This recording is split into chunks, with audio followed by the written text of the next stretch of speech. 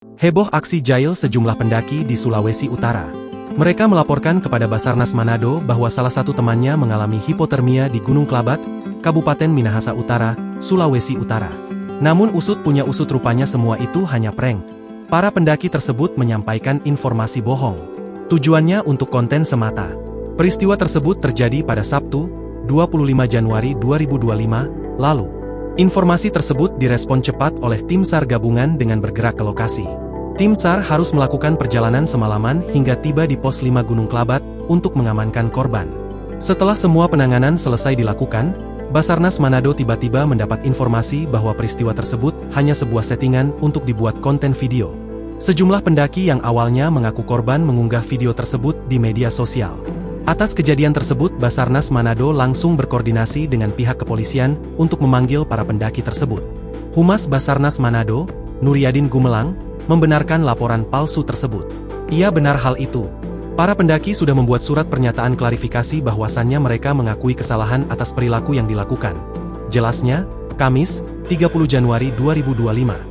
Sebelumnya seorang pendaki yang dilaporkan mengalami hipotermia di Gunung Klabat berhasil diselamatkan setelah dievakuasi oleh tim SAR gabungan.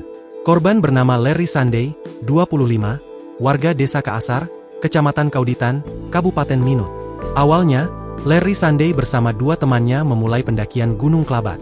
Namun, saat mereka hendak turun pada pukul 17 waktu Indonesia Tengah, korban dikabarkan mengalami hipotermia di pos 5 akibat kehujanan dan tidak mampu melanjutkan perjalanan.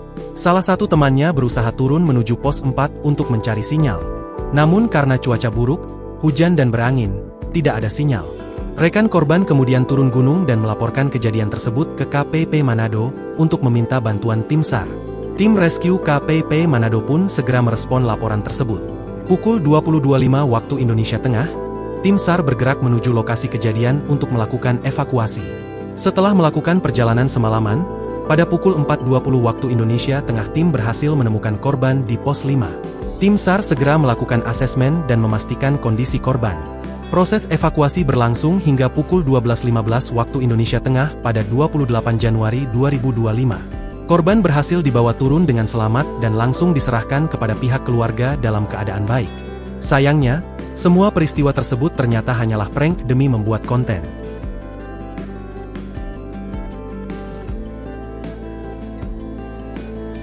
Download Tribun X sekarang, menghadirkan lokal menjadi Indonesia.